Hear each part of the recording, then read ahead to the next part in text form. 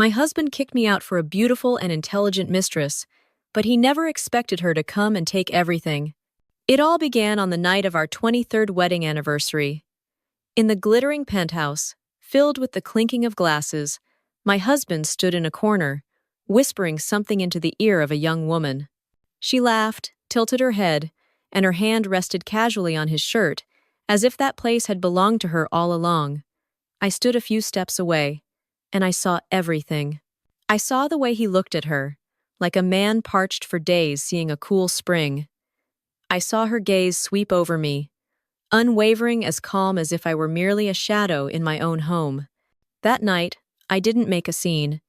I simply poured her a glass of whiskey and invited her to drink it down.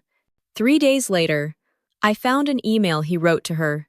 "Charlotte will never understand me. You are different." I once thought I was his wife, his family, his life partner. But then I discovered I was just a name underlined in a prenup for divorce. I cried.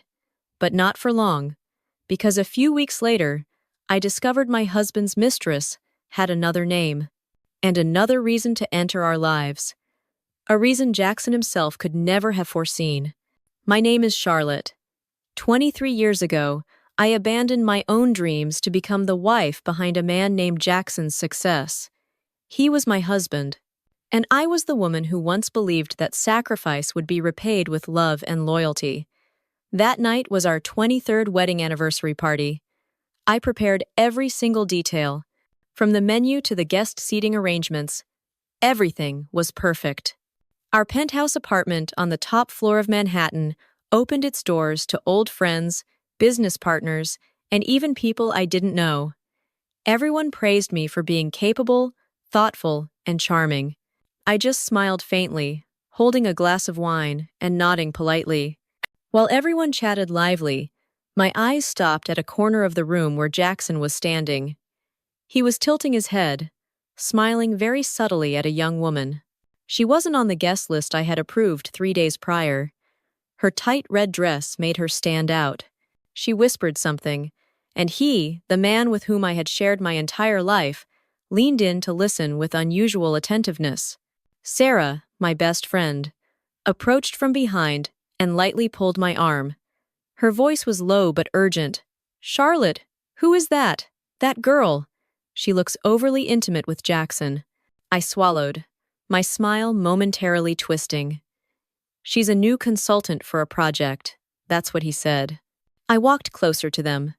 Jackson turned to look at me, but his gaze held no warmth. Leah, a name I had never heard before, turned around, flashing a radiant smile. She placed her hand on Jackson's shoulder as she introduced herself, as if marking her territory. I smiled faintly, trying to keep my voice steady. "What project is that, dear?" Jackson glanced at me, then replied with an annoyed tone. "You don't need to worry about this. Just focus on entertaining the guests." That sentence was like a silent slap. The party ended. I cleaned up in silence, putting away wine glasses, folding napkins. Jackson sat in his study, not speaking a word to me since the guests left. I went to our room first. My evening gown was still on. My eyes stared at the ceiling, seeing nothing but empty spaces. Jackson walked in, his gaze evasive. No congratulations, no words of thanks. He grabbed a towel and went into the bathroom. The sound of water echoed, steady, alien. I stood up, intending to hang up his jacket, when a piece of paper fell from his pocket. It was a bill, an expensive dinner at a high-end restaurant in Brooklyn, a place he had never taken me to in 23 years. I held the paper, my hand trembling slightly. When Jackson came out, I asked, still trying to keep calm, "I want to ask you honestly, what is your relationship with Leah?" He sighed, then snapped as if offended. "It's just work. Don't be silly with your suspicions. You just potter around in the kitchen. You wouldn't understand these things." He slammed the bathroom door shut behind him. And I stood there, the bill still in my hand. Something inside me just collapsed. Not because I was jealous, but because I understood. I had been replaced. After many sleepless nights, I decided to hire a private detective. A week later, he brought me photos and a detailed report. Leah wasn't just a project consultant, she was Jackson's mistress. They had been seeing each other for several months, meeting at discreet hotels, luxurious restaurants, and even disguised as business meetings. I held the file, my hands trembling. Each photo was a stab, but they were also evidence. I took everything to my private lawyer. During the meeting, I recounted the entire affair and asked if I could reclaim what Jackson had given Leah. He nodded. If I had sufficient evidence that Jackson used marital assets to support his mistress, I could absolutely sue and reclaim them. I knew I needed more than just photos. I needed financial transactions, digital evidence, everything that could prove Leah had taken advantage of Jackson, and that Jackson had betrayed me not only emotionally, but also financially. A few days later, Jackson left for a business trip to Boston. He suspected nothing. Before he left, I still made him coffee as usual. He kissed my cheek lightly and said he would call every night. I nodded, smiling. On the outside, I was still the gentle wife. Inside, I had become someone else. As soon as Jackson was out the door, I sprang into action. I went into his study, opened his computer using our son's birthday password, something he had never changed. The folder named Project L appeared in the recent list. I opened it, finding a series of email exchanges between Jackson and Leah. Their tone wasn't businesslike. In one email, Jackson wrote, "Charlotte only cares about housekeeping. She doesn't understand me. You're different, Leah." I stared at the words. A chilling sensation rose in my chest. I bit my lip until it bled. I printed all the emails, saving extra copies to my personal hard drive. Then, I accessed our joint banking system, downloading statements for the past 3 months. Regular transfers, disguised under business expense categories. I reviewed each transaction and discovered an account Jackson hadn't disclosed to me. That account transferred money monthly to a place called Lakeside Nursing Home. The note simply read, "Helen's care costs." I had never heard Jackson mention anyone named Helen. Throughout more than 20 years of marriage, that name had never once appeared. Not in family photos, not in conversations, not in any of his stories. I sat silently, my hand still gripping the bank statement. Curiosity gradually turned into unease. I opened the browser and looked up the nursing home's address. It was an expensive place, known for its high-end services, located on the outskirts of New York. I wrote down the address, making an appointment with the director under the guise of a relative visiting. On the way, my head spun with questions. Who was Helen? Why was Jackson supporting her? And why was he hiding everything from me? I didn't know what I was about to discover, but I had a hunch that the name Helen was a link to a truth larger than just infidelity. I arrived at Lakeside Nursing Home with a clear purpose. It wasn't easy for the staff there to let me see Helen, the woman Jackson had secretly supported for many years. I had to say I was his wife, that I needed to check on her care because Jackson couldn't come. They reluctantly agreed after I mentioned Jackson's full name and the account number for service payments. Helen sat motionless in a chair by the window. Her face was gaunt, aged, her deep-set eyes reflecting the pain of long years of neglect. When I mentioned Jackson, she wasn't surprised. She looked at me for a long time, then spoke softly, her voice dry like old dust clinging to a faded photograph. She said she was the mother of Isabella, Jackson's ex-girlfriend. Years ago, Isabella was the one who went through difficult times with him, from his student days until his first company was established. She didn't just love Jackson, she also built his dreams. But the more successful he became, the more Jackson saw Isabella as a threat. Her talent and intelligence made him feel small. Instead of being grateful, he chose to eliminate her. Then she took out a small box containing a few old photos. She showed me a portrait of a young woman with deep eyes, a high forehead, and a bright smile. "This is my daughter, Isabella," she said. She considered Jackson her whole world. I stared at the photo. Those eyes confused me. There was something very familiar, but I couldn't quite place it. Helen recounted that Jackson had staged a suicide, making everyone believe Isabella couldn't handle the pressure of work. But she knew her daughter wasn't that weak. She had confronted Jackson. And because of that, she was sent here. Jackson didn't kill her. He thought she was old and wouldn't live much longer. To him, the nursing home was a silent, bloodless tomb. I left the institution in a near-paralyzed state. My mind was reeling. Jackson wasn't just a betrayer, he was a murderer. The memory of the photo kept me awake all night. I began to delve deeper into Isabella and her family. A small detail in old records caught my attention. Isabella once had a younger sister named Sophie. She was sent to live with her paternal grandparents from a young age, completely separate from her sister. Jackson had never mentioned this name. Perhaps he didn't know she existed. I opened my laptop, rechecked old records, social media accounts that had been deleted, but still left traces in comments and tagged photo albums. And then I saw a faded old photo of Isabella holding hands with a younger girl on a porch. The caption simply read, "Sophie." I zoomed in on the image. The girl in the photo had eyes chillingly similar to Leah's. There was no longer any doubt. Leah wasn't simply a beautiful young mistress. She could be Sophie, Isabella's younger sister. And she entered Jackson's life not for love. Her goal was to make him pay for everything he had done to her sister. I sat motionless in the middle of the night, my emotions chaotic like a breaking tide. Part of me felt vindicated, because Jackson was finally facing retribution. But another part was afraid. If the truth were exposed, my wealthy life would be shattered. I had come too far to have it all. I couldn't return empty-handed. I spent days quietly observing Leah.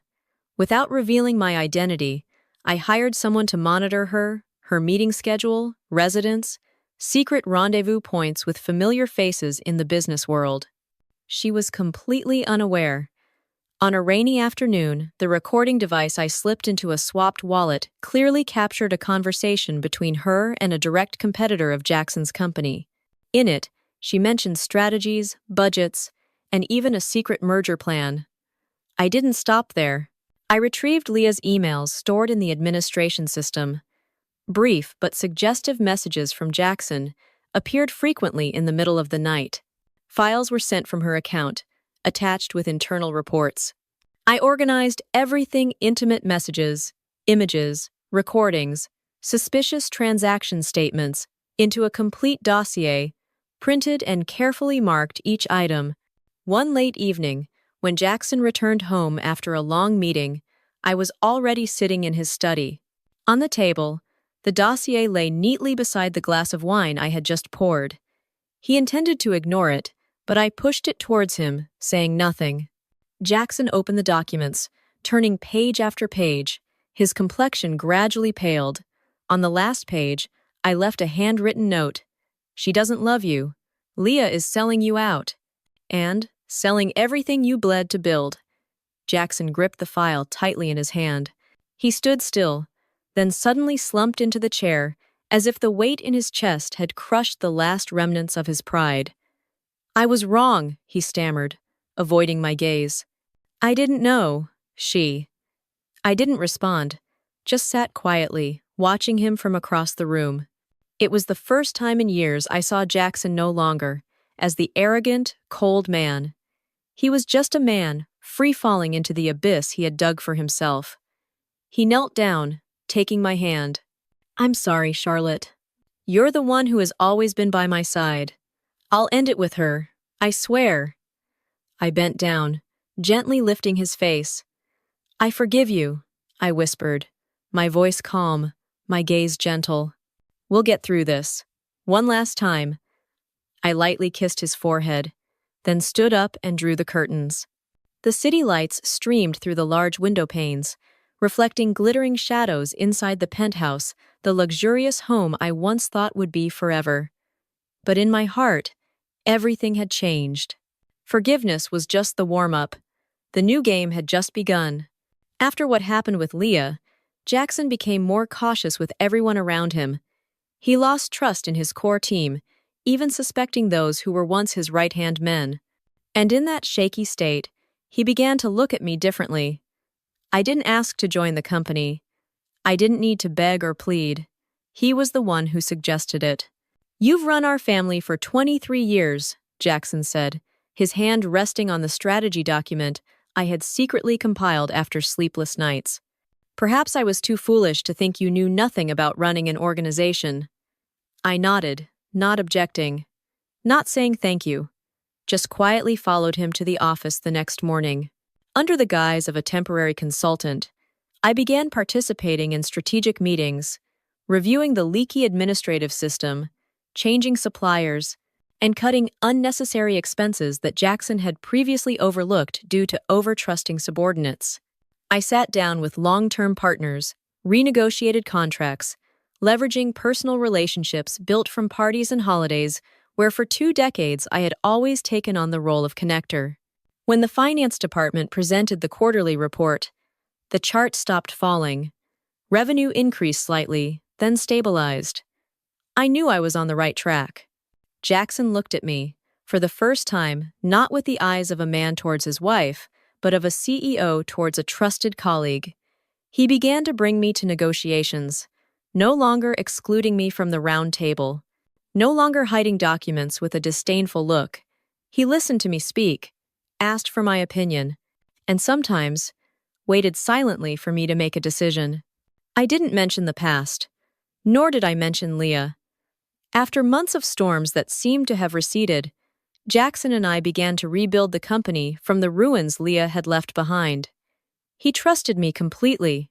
From a wife who merely pottered in the kitchen, I stepped into the meeting room with him, presenting strategies, taking on projects, participating in contract signings. No one doubted my competence anymore, and Jackson himself gradually forgot the years he had scorned my silence. We worked side by side.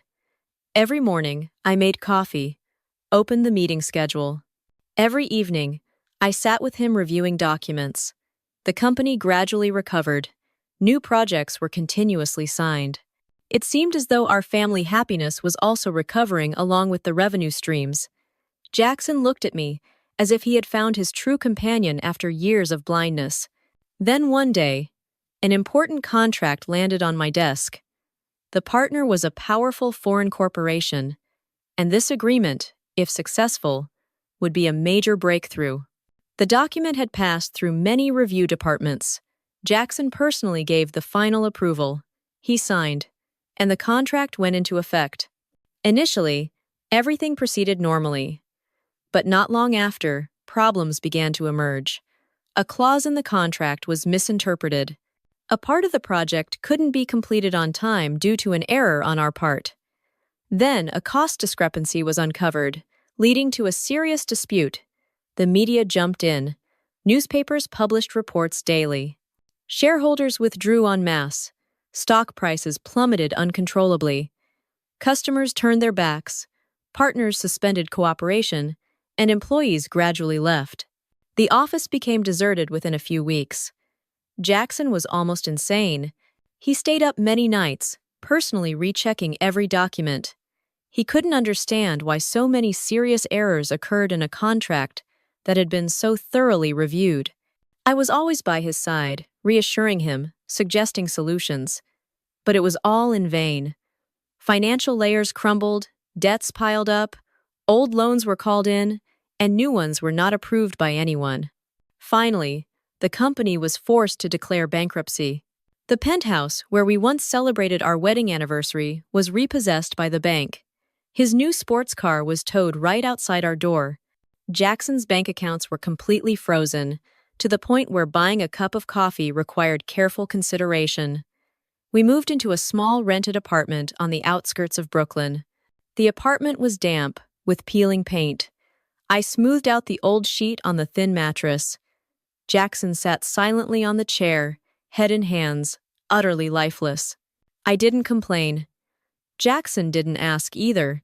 He spent all day staring at financial newspapers, then crumpled them in his hands, as if he could wring out a last bit of hope.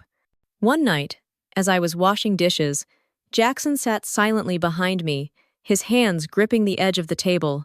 His voice was hoarse. "Charlotte, you're all I have left. I will never leave you." I placed the last dish on the rack, dried my hands, turned around, smiling. "I know," I replied. 3 days later, I left the apartment with a thin leather bag. Inside were the documents I had secretly prepared for months: copies of old contracts, records of transfers from Jackson's secret account, copies of Isabella's medical records, and a handwritten letter kept by Helen. Every piece of paper was a bone in the skeleton of Jackson's career, and now I just needed to put them in the right place to form a complete structure. I went to my lawyer's office, placing the entire dossier in front of him. "I want to file for divorce," I said, "and prosecute Jackson Miller for attempted murder." The lawyer took a few seconds to react, then gave a slight nod. "You have everything you need, and a more legitimate reason than any case I've ever seen." The papers were filed. We waited. Not for long. That day, Jackson was lying on the old sofa, watching an old episode from his college days. His eyes were dull. The doorbell rang, twice. I opened the door. 3 police officers stood on the porch. One held an arrest warrant. "Mr. Jackson Miller, you are under arrest in connection with the death of Isabella Hart. We have concrete evidence from witnesses and internal documents from your former company." Jackson stood up as if electrified. "What? What the hell?" I said nothing. But before they handcuffed him, I stepped forward, looking directly into the eyes of the man who was once my husband. I knew Leah was Isabella's sister a long time ago, and I collaborated with her. That flawed contract was the first step to pulling you down from your throne. You may be smart, Jackson, but you are too self-satisfied. You thought I would always be the silent wife in the kitchen, but you forgot. I've lived long enough to learn how to kill without a knife. His face paled, his eyes widened. For the first time, I saw fear in his eyes. Not for Leah, but for me. Afterward, I met Leah at a cafe in Brooklyn. She arrived late, still maintaining the cold demeanor I had first seen at that party years ago. But her eyes had changed this time with a hint of admiration. "You're more ruthless than I thought, Charlotte," she said. I just shrugged. "I learned from people like you, and him." We parted ways at the intersection, without a promise to meet again. Each went their own way. I chose to build, while she was destroyed. I sent the recording of Leah's secret conversation with the business competitor to the Bureau of Commercial Investigation. Not long after, she was arrested for commercial espionage. I felt neither joy nor regret. It was the final condition for me to complete everything. I called David and Emma over. They sat quietly on the sofa, looking at me with bewildered eyes. I no longer hid anything. "Your father is not who you think, and your mother is not just the one who stood behind him." I told them everything. About Isabella, about Leah, about how I had conspired to ruin their father's life. They were shocked, but I didn't cry. I only said one thing: "Mom did all this, so you would never have to bow your heads like I once did." Phoenix Enterprises, my new corporation, officially acquired all remaining shares from the ruins Jackson left behind. I am the sole CEO, listed as the owner. No more Jackson, no more Leah, no more pitying glances from those who used to laugh behind my back at parties. I stood alone in my new penthouse, looking at the city lights at night. I was once a despised housewife. Now I am a monster in the financial world. And monsters don't need love, they only need power. Revenge isn't just about destruction. It's about taking everything and reaching the pinnacle.